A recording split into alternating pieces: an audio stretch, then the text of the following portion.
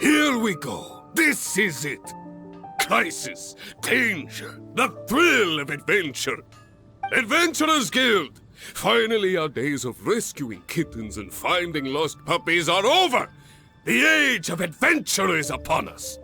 Roll up, youngsters! Join the Adventurers Guild today!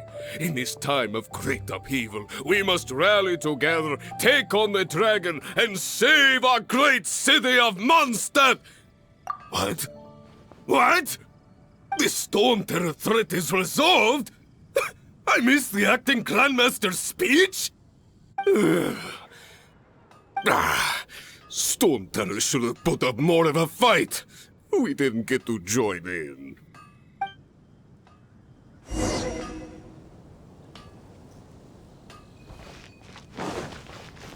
take a look, Amber. There will definitely be... Long live the heroes!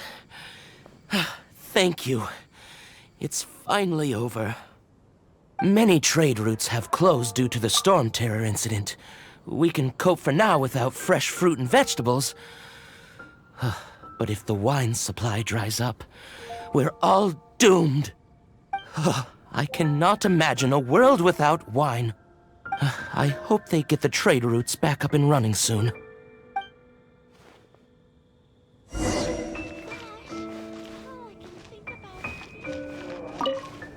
So Storm Terror's true identity is Dvalin, one of the Four Winds. We never should have forgotten his past sacrifice for Mondstadt. Every cloud has a silver lining. We're fortunate that our relationship with the Dragon of the East didn't sour past the point of no return. For that, we have you to thank. And Jean for her unfailing devotion. As long as we have the Knights of Favonius, peace and freedom will prevail in Mondstadt.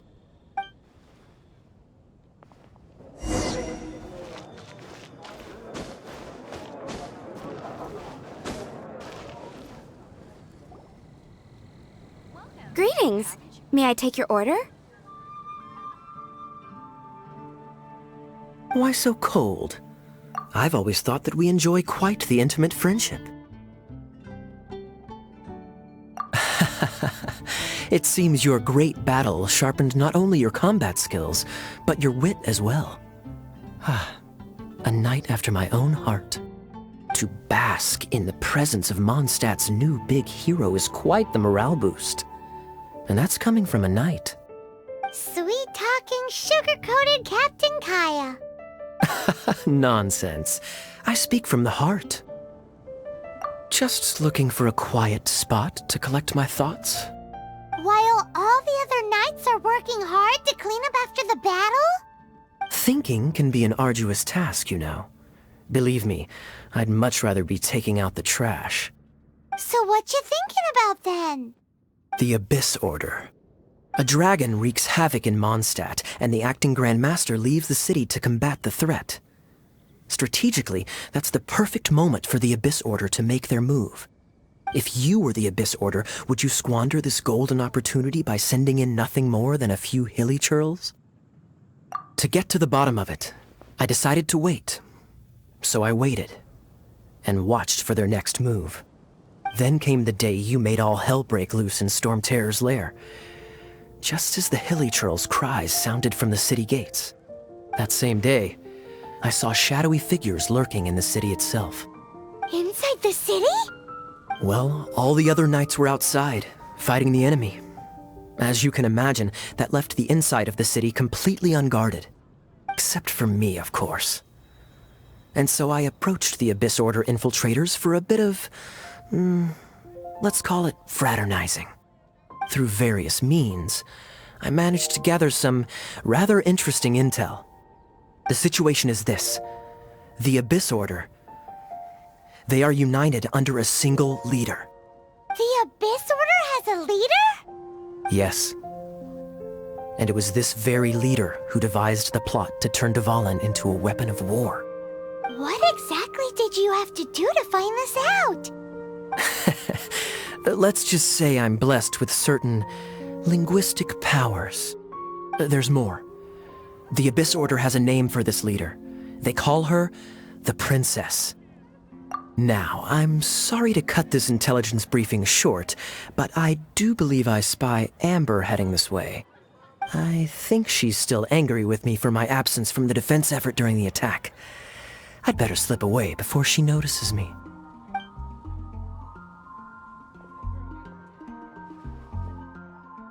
One minute I see Kaya, the next he's slipped away.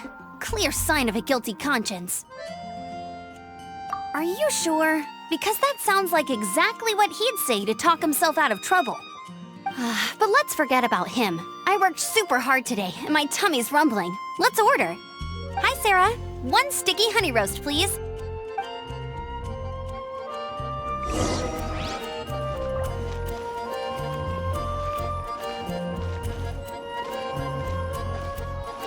It's been getting quite busy recently. So, now the Storm Terror threat is behind us. What are your plans for the next step?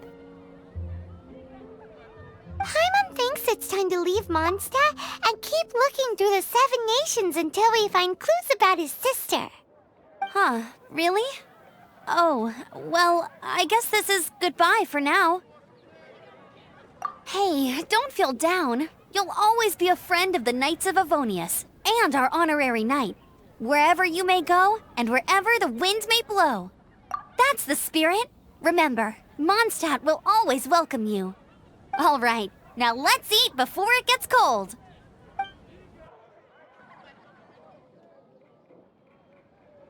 That was good. Note to Paimon, Amber's recommendations are worth the wait. Of course. Well, I don't trust myself in the kitchen. You can always trust me with the menu. Oh, I almost forgot to mention. Jean's waiting for you at the cathedral. It's something to do with the Holy Lyre de Himmel. You'd better head there now. Take a look. There'll definitely be something.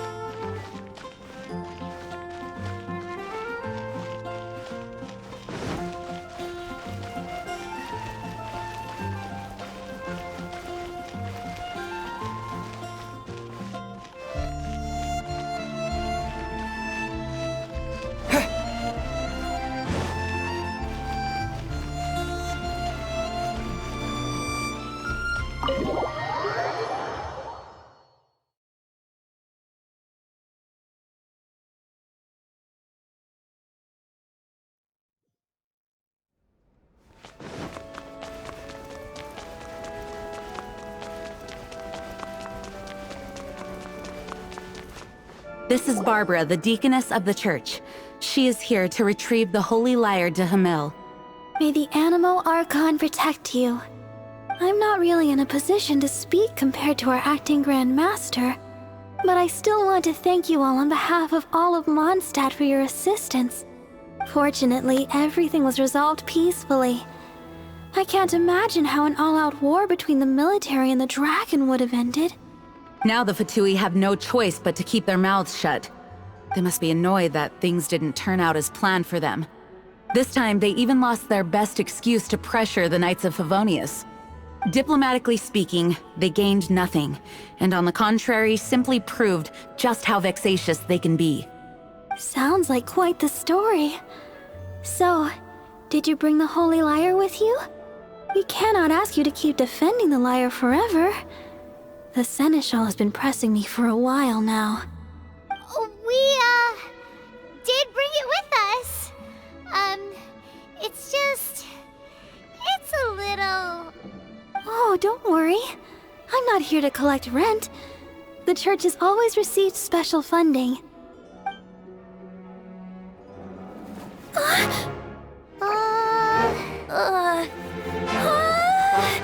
Holy Liar! Lord Barbados! Even if I atone for these sins for the rest of my life, it would still not be enough! Oh, give it here.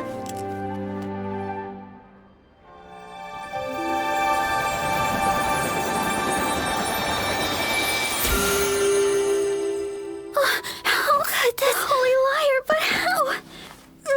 Huh? Let Paimon see! No. I don't know how you managed to fix it, but you'll never touch the liar again!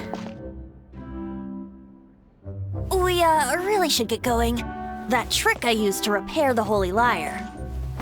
I mean, the magic I used isn't going to hold forever, you know. What? You tone-deaf bard! Hey, don't go!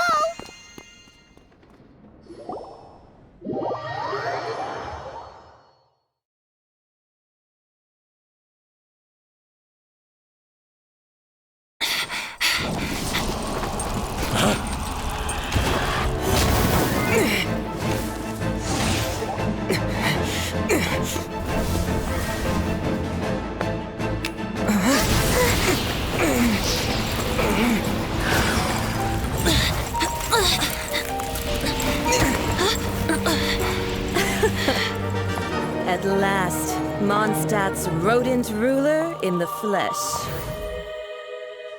Scurrying through the streets looking for leftovers? Mondstadt calls this a god? Resident rodent beats invasive vermin. Don't you dare speak back to me, insolent bard.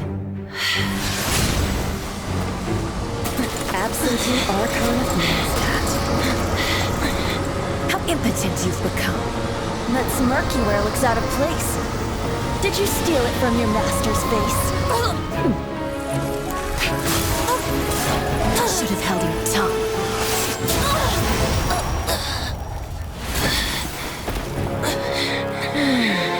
So, this is a gnosis. Wouldn't be caught dead wearing this ugly thing in public. Beauty is a waste when the beholder has no taste.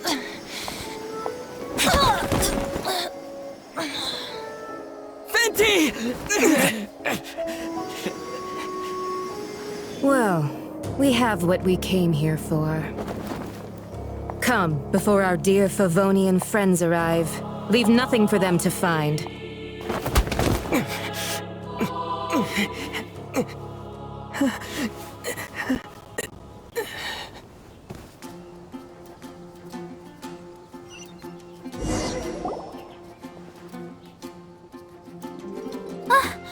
Honorary Knight, you're awake!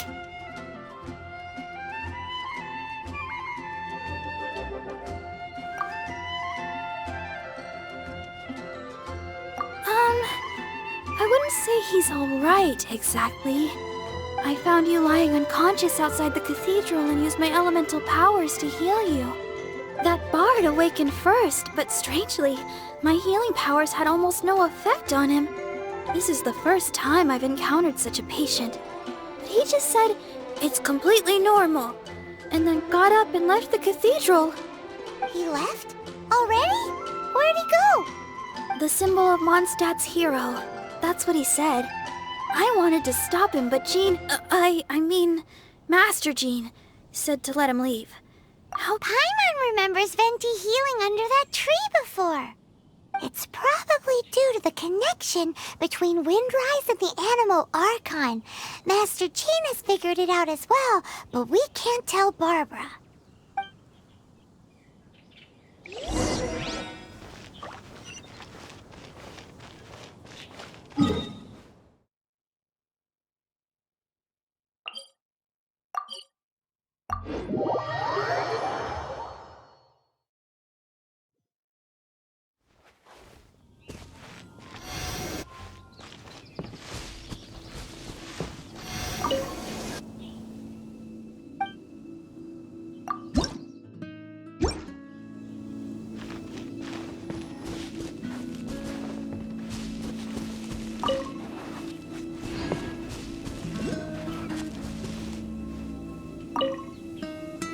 wind amongst the branches is good. I love the way it smells. I said the exact same thing last time. Why do I only say these things when I'm down on my luck? So you noticed. This isn't something I'm meant to discuss with ordinary people, but I suppose I can let you in on the secret. As you know, visions are external magical foci that only a small minority of people possess.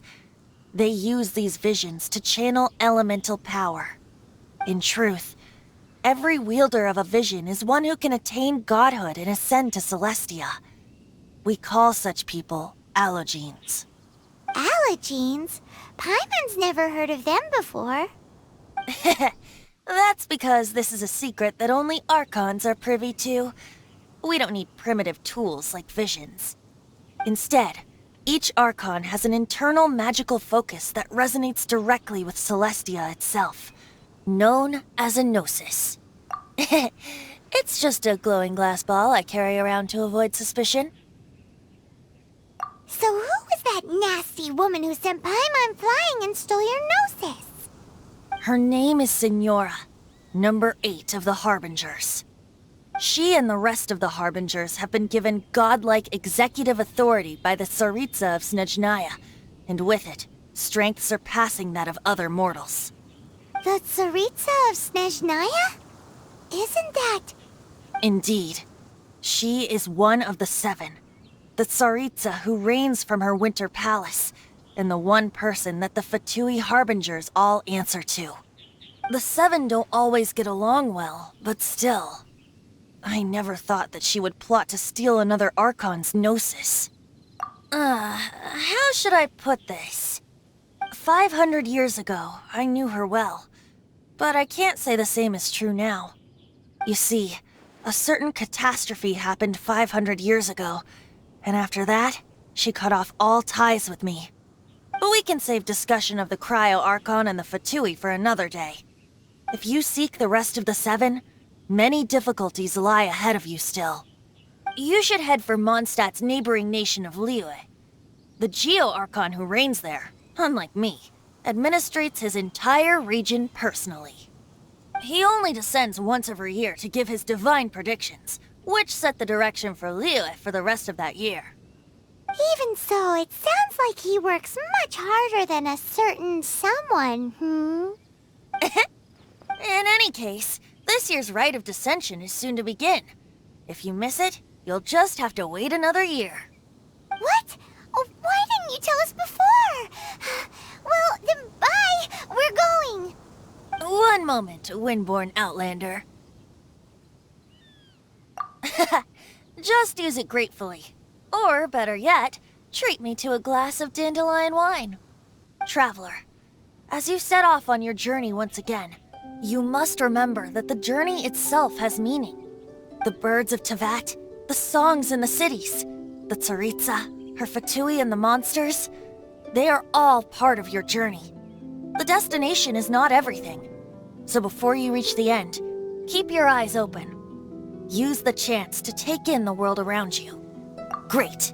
So, that's that for the Animo Archon's admonishments. Back to Venti time. If you want to chat, now's the time. A bard stays not always in a single clime.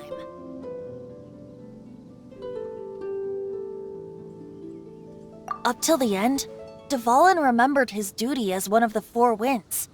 As such, I don't intend to forcibly strip him of that duty and force my ideals of freedom onto him.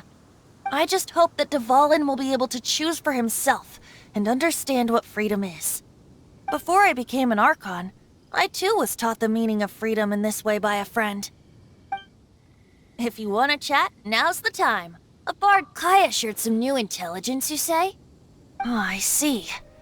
So, the Abyss Order has a princess who orchestrated the plan to corrupt Dvalin?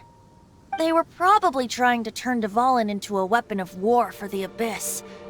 But that said, I have never heard of any such princess of the Abyss Order.